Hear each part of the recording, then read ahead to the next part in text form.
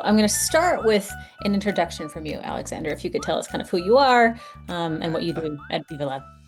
Okay, I'm a kindergarten teacher, but in the process of teaching, I found Fab Labs, and I found a book called Lifelong Kindergarten, and I fell in love with Fab Labs because I think they are kindergartens for everyone, for young people, for adults, for kids. So it's a very creative space because you have lots of things to try and to fail as well. And I think that's very important to learn. And when did you start Fab Labs or this branch of it? This Fab Lab, we are open, we are 8 years old this September. Nowadays we have almost 400 meters of space, so it's really nice, and we have very different spaces where the kids can go and try different things, and not only kids, we are always have people from different ages, and we really like that because we think that kids are very open-minded, they don't have restrictions, everything is possible, and adults don't, they have a lot of restrictions, but they know how to do some things, they already have knowledge, so together they can go much further, and we think that's amazing as well. So do you run programs throughout the year, not only summer camps?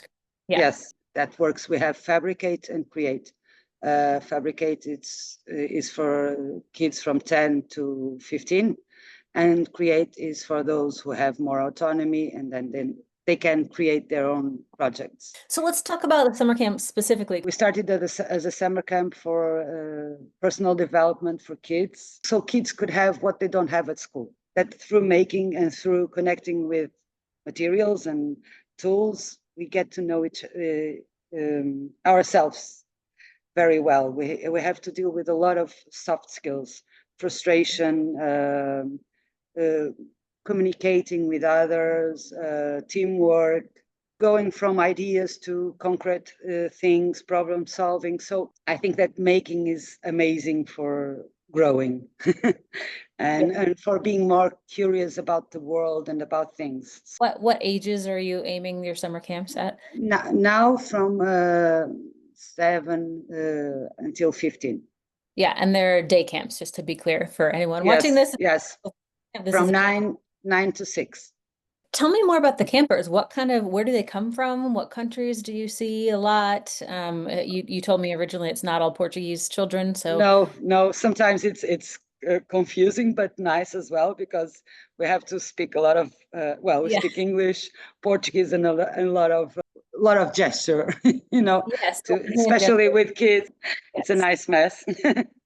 Yes, but from I don't know, Malaysia, Ukraine. Nowadays we have a lot of people from Ukraine, but from the States as well, England, Belgium. What do you find that excites the kids most when they come to one of your camps?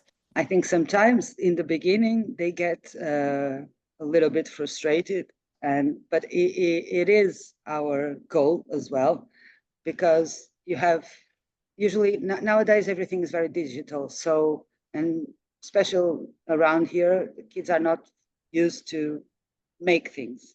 Mm-hmm. They are used to make virtual things or so they think this is boring, or I don't want to do this, or this is peanuts, I will make it really easily. But then that's not the reality, because they are not used to do things. So I would say that the first and especially the second day is the frustration day, but afterwards they start getting confident about making, and they suddenly they want to try everything. So do you have instructors kind of teaching the kids how to use the tools and the difference between what to use them for and what not to use them for? Yes.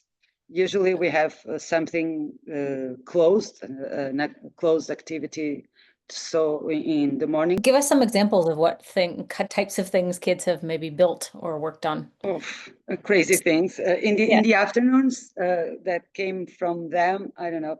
Once they built, we had a lot of leftovers outside of wood, and they started building a house, but real size. It was with windows, and then in the next day they wanted to put a door, and they made these giant puppets. Once they built a pirate boat with tables and cloths, and it depends. This was built in a summer camp. They wanted a PlayStation here. This is the textile area. This is our laser cutter. Okay. This is our welding station, our precious plastic station.